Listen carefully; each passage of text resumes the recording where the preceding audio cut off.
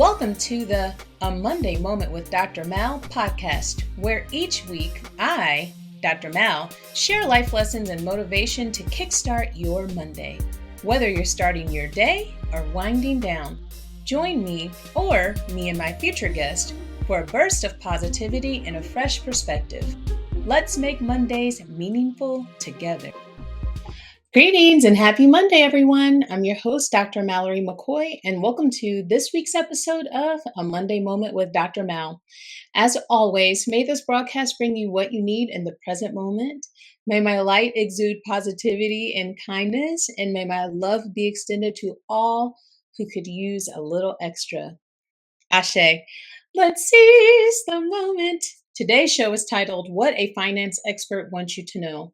This is number 3 of 3 different shows amplifying the voices of people in real estate and money. And by now, you know I love me a good definition and I'm team facts over feelings. So let's get into it. Last episode, I spoke to Tori about what we need to know about purchasing a forever home. And if you are looking for a one-stop shop, Tori is licensed to provide mortgage lending assistance in 7 states. And if you are in a state that he is not licensed in, he will get licensed to help you to obtain a pre-approval so that you can find your forever home. So as I'm talking about that, to get a forever home, you need money. I'm going to be vulnerable here for a moment and just say that although I use money in my everyday life, I have not ever been formally taught how to use it.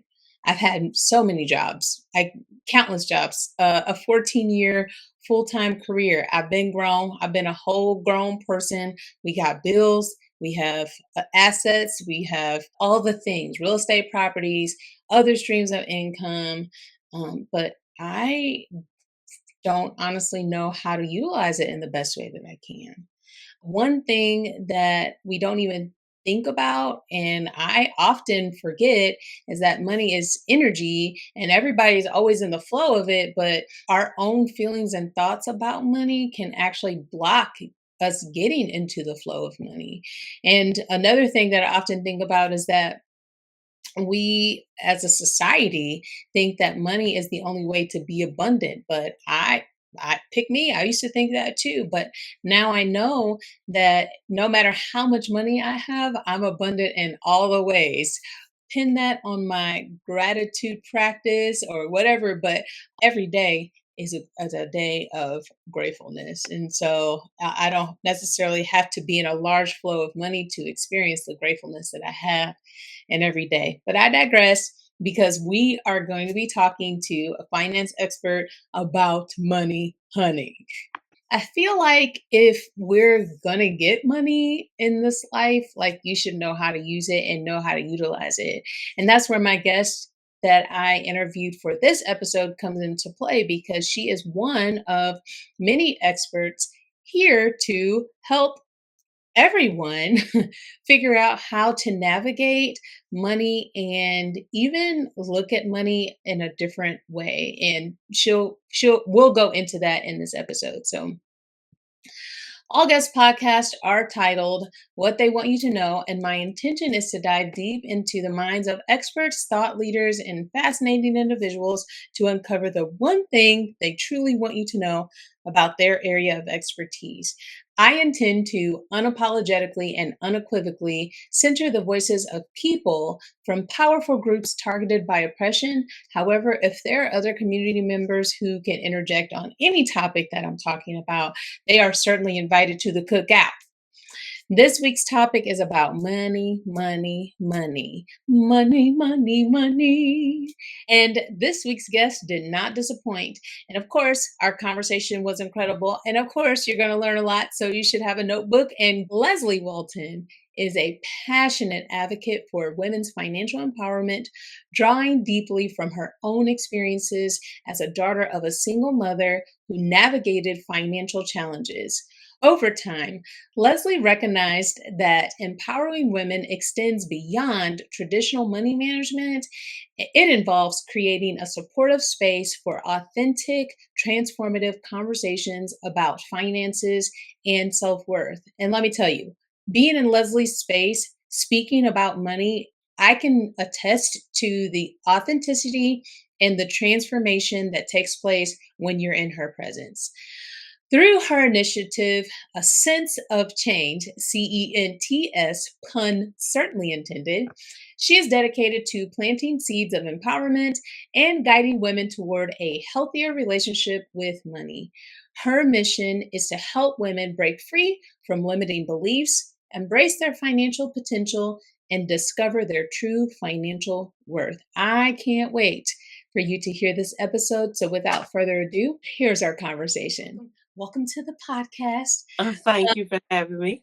Of course, I've been really excited to speak with you about money because we first met when I went to your finance presentation Mhm. and I'm gonna I put the glasses on so we can be serious. Okay, look, because I can't even see without them. it's okay.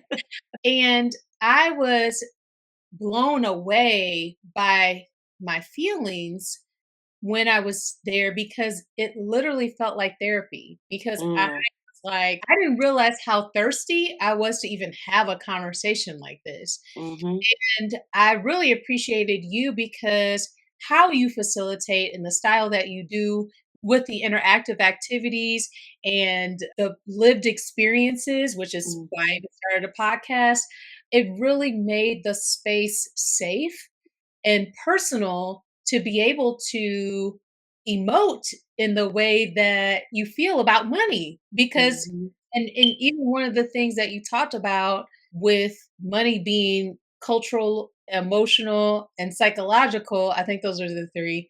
And mhm, I had never I had never even considered that and that dynamic of that while considering money as mhm. a thing. So, okay, anyway, I bef- appreciate you getting it. Like, really, that's the whole point when I'm putting those workshops together or when I'm creating that curriculum is that I had to dig a little deeper when I was creating. And of course, I'm a numbers person, so like I'm driven by the numbers, but I would see that it was more to that going on. And I had to learn to work past that lump in my throat, where I wanted to talk about money and other people didn't. And then I had to go a little bit further and I was like, oh, we're going to talk about money, but we're not going to put numbers in it. And everybody's like, yeah, right. But that was the part because we all know how to add, we know how to subtract, we know when we have enough, but we don't know why on some things. So yeah, thank you for getting that out of the workshop because that was the whole point.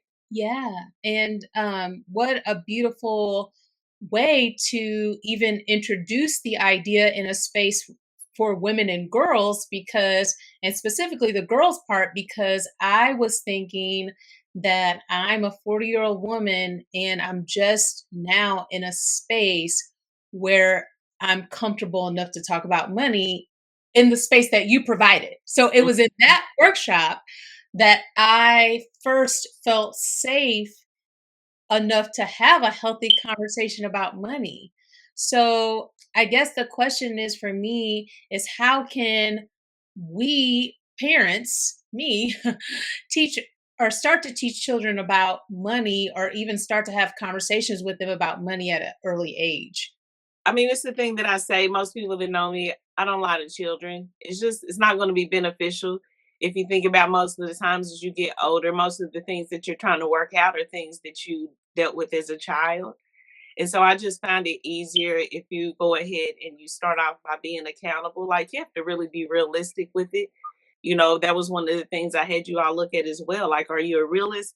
Are you an optimist? Are you a pessimist? Like, you have to really know what's your headspace because that's the exact same headspace you're passing down to your kids. Mm, And so if you start looking at it from that point of view, like, oh my goodness, I'm being responsible for how someone's going to look at money, or maybe they're going to do the exact opposite, because sometimes that is what also it drives you with that. But the first step with anything with money is you have to be accountable. Why am I in this situation? Am I giving away my money? Am I wasting it? Am I going shopping a lot? Oh, it goes a little bit deeper than that. This is what I learned from my parents. This is what I learned from my friends. This is what I learned, just by trying to teach myself and not ask for help or not have those conversations. So, accountability is the first step to anything with this. And you just said something so profound to me because I think that you can take the word money and take it out and put anything that you have to teach your child in there. And Mhm. you have to consider what you want them to know about it, because what you feel about it, the cultural things that you have picked up, the emotions that you feel about it, and the psychology behind why you feel how you feel is going to be put in that child about anything. Mhm. Mhm. It Literally, is. it's literally how I ended up on a plant-based diet, and it's literally how I ended up detaching, or I should say deconstructing my thought process about religion. And Mhm. so I had not even thought about money because one of my pitfalls is that I don't think about money. I Mhm. just do it. I mean, I just spend it, but I don't Yes, there you spend it. You do it. Yeah, yeah, and but I it's so much more to it. Yeah. yeah, I don't think about the cognizant part of it. Mhm. So for the people in the room like me, what are some suggestions of key habits or mindset shifts that people need to adopt in order to build long-term wealth? Because if you want to build long-term wealth, you have to think about money in some way. Mhm. Yeah, you do. And you have to also know that part of that wealth is going to be the knowledge, of it. So how educated do you want to be? How old do you want your children to be before they figure this out? The earlier the better. Mhm, But the part of the thing with that is that you have to, like I say, be accountable. You have to accept those behaviors that you learn. Like a mhm, lot of people have a problem really confronting that because they don't really like looking at those parts of themselves. But like if you really want to make change, you have to say, okay, let me look at myself in the mirror and let me really say what is it that I'm trying to do. Maybe mhm, you don't have the same goal as everybody else. Like initially when I would talk about budgeting, it was always about trying to fit into like a formula. The 50-30-20 rule. Like it's a great rule. However, it's still a rule. It's still somebody telling you that your life has to fit in a particular box. So really you have to say, okay, what's the dynamic of my life? How do I spend? Do I have other outlier components? So you have to be accountable. You have to accept where you are, and you have to really be honest on how you're going to get there. If you don't make enough money, you have to bring in more money. mhm, Most of us are already where we've cut our cable, we've cut our internet, like we don't spend as much. Many of us are starting to learn how to eat healthier. We're not letting other people's excuse in that it's more expensive stop us from that. But so when you're at that point still, how do you keep pushing past that? You have to be willing to make those changes. And if you don't get in that moment, you have to be honest with yourself then too. You have to say, not yet. Maybe I'll readdress it in another 6 months. However, you're gonna sacrifice some stuff in there if you don't. mhm, So being accountable, accepting where you are, and just being honest with how you move forward, because we all know how to add, and if we don't, there's an app that add for us, so it's not like we can't figure that part out. right, right. Yeah, no, it's true. Just feels daunting because I would never ask women their age, but I've mentioned once that I'm 40. And Hmm. so I feel like I'm in the generation that is parenting myself because it was kind of left up to us to parent ourselves, Hmm. generationally speaking, and then healing at the same time, and then trying to shield the next generation from feeling how we felt. Hmm. When I was younger, we didn't know that we didn't have money. But now with social media, it's like right in your face. You can Hmm. see the things that people are able to obtain, and there's a pressure. It's a subconscious pressure. I don't think it's actually like, oh, this is what you need to do, but then your eyes are like, ooh. Yeah, when you compare yourself, like that's what a lot of that does. But you were taught to compare yourself at some point in time in your life. You were taught to think, oh, okay, we have less than. Most times you don't realize as a kid, like I know we didn't have things, growing up, and we didn't know we didn't have as many things until we saw somebody that had more things. And Right. so then like, well, what do your parents teach you when they see that happens? What do they teach you to do with that particular emotion? Because that's one of the things I talk about what do they teach you to do when you feel jealousy because someone else has something?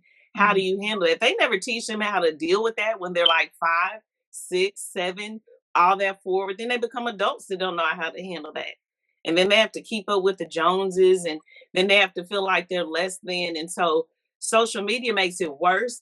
Like our generation, we didn't really like know it until we would get out of our neighborhoods or we would see something on TV. And sometimes we would connect that with things that were on television. Like, oh, that's just what, really rich people do. And we didn't know that was actually obtainable, many of us, for ourselves. So we didn't think to dream that big.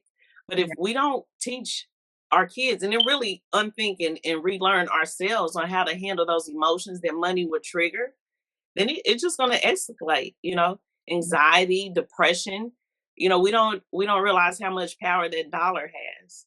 110%. And yeah, it's wild to think about. So then I just talked about how we're shielding, the kids from this emotional space and this cultural space. But I kind of want to go forward a little bit and talk about retirement.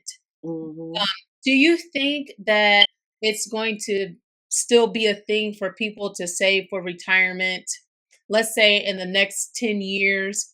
Because people are not wanting to work. So there's that caveat where people are like, I'm just gonna live free, quote unquote. Yeah, even that free is not free. I'm watching my mother go through that now. She was forced into retirement because of COVID. You're never really prepared for that.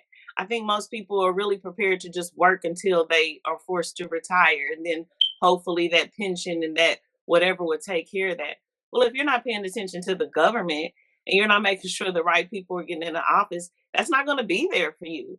And so most of us can't even afford to live now, let alone think, how am I going to retire? Well, there has to be that mind shift.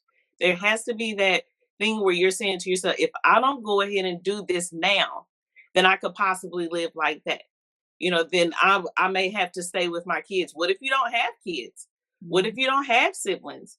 Are you willing to live on the street? Like sometimes you have to think about worst case scenarios because those worst case scenarios will happen way faster than we think. And 10 years goes by so fast, Yeah. and so I think it's hard for people to think about retirement because they can barely afford to live now.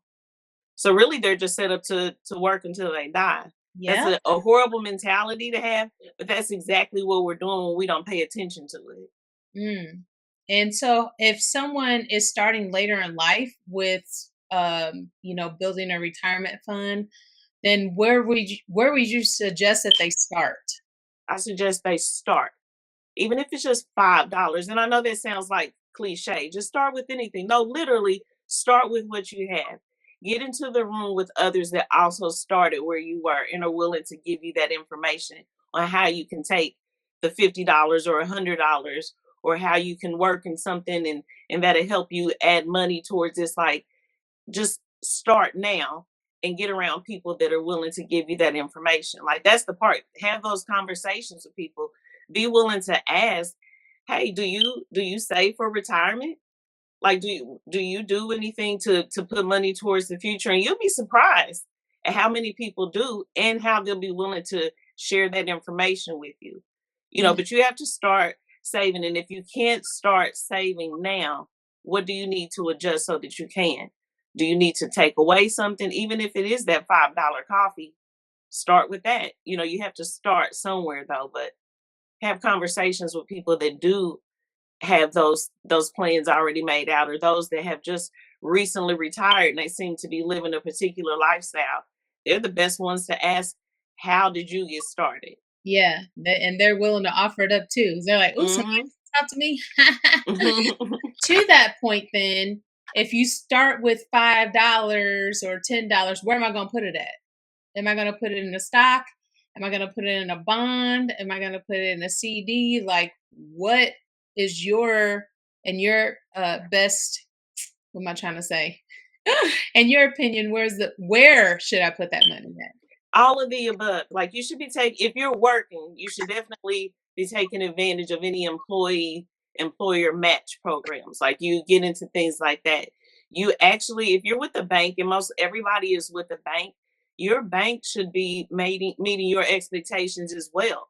You should be able to sit down with the banker and ask them the same questions. I'd like to reach this goal. What is it that I need to invest in? Because there's going to be CDs, there are going to be bonds, there's going to be the different market funds that you'll get into, and they'll tell you how to invest. And some you may have to get to particular levels first, but you should have a relationship with your bank. There's no Mhm. way you should be trusting someone with all of your money, but you're scared to ask them, how can I grow my money? Yeah. And you're You know, so intuitive. You're yeah. intuitive because that was gonna be my question, my next question, because I was gonna ask, uh, in particular with Bank of America customers having the scare at the beginning of the month where they showed up at the bank and it was like $0. Hmm. Uh, how safe is our money in the bank? I don't think it's safe. Look, you may be asking the wrong person this, okay? Because nothing is safe. Okay, it's not. I look at my money every day. Yeah. Okay, I don't trust it. I know the system works. I know if I had things in play where I kept track of things and I could tell them, no, this is what this was. You have to really research who you're going to give your money to. Like this, that's a relationship with your bank, and I think a lot of people don't take that very serious. That might mean that you need to switch over to some type of credit union to make sure that it's going this way. That may mean you need to invest in having an online savings account as well. It should never just be where everything is in one place. Mhm. Because anything can, I mean, just like you said, you wake up and your money's not there. And what's your proof? Yeah. If you're like, oh, I only look at my account once a month. I just can't imagine. They woke Yeah. up, they're like, $0? Yeah. What? If Oh, my balance is off by a nickel, we need to have a conversation. What's going on with this? I What just happened? I love that's perfect.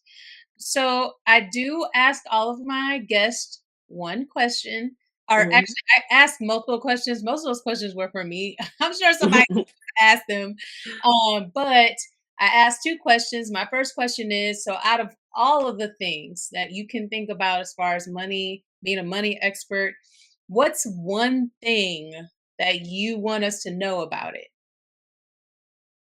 Money can be used for good and it can be used for bad. Mm, You have to really decide what type of person, just like with everybody, we have a superpower.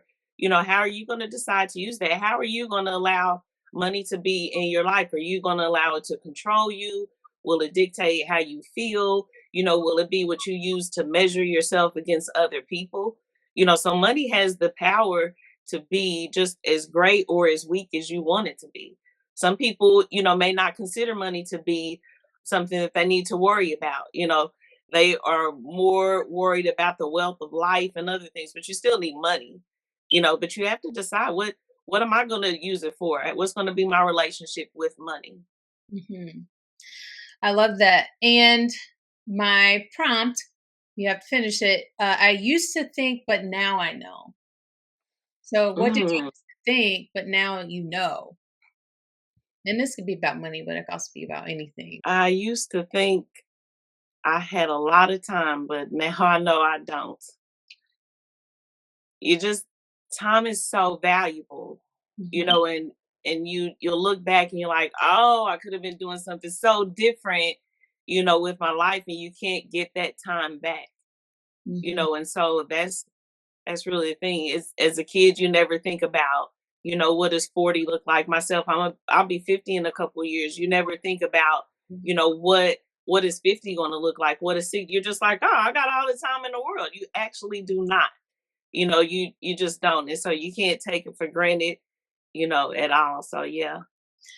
and that's beautiful that you said that. You are my second guest that's talked about time, and what a concept time is, because it's so abstract. I mean, people think of it as being concrete, but it's abstract in the sense like, you know, people can say, "Man, that time really flies," or "Man, this is going so slow," or it's 3:27 here in another time zone. It's 1:20. Like Hmm. having different experiences with time depending on their location, and it's just a time. And then the age factor, because yeah, I don't even think about what 50 is gonna look like. No, that wasn't in your senior yearbook. They No, didn't ask you like, that. What's 45 gonna look like? They didn't ask you that. I didn't even know what 40 would look like. I'm here and I was like, "Oh, this is what for." Good thing I feel good and I look Yeah. like thinking I was gonna be, you with little kids, they're like, "Ooh," you'll say, "How old are you?" They're like, "100." They have no concept Mhm. of Yeah. what it looks like, and, you say, like, you're 40, like, "Oh, you look like you're 20," Mhm. I say that to say it's just it's so abstract. It's not really Yeah. like a thing you can put on it. So that's beautiful that you said that.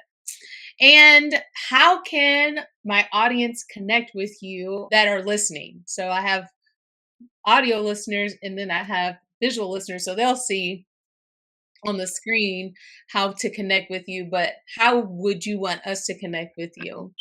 I have a website, A Sense of Change, which is really playing off the word sense, CENTS, of change.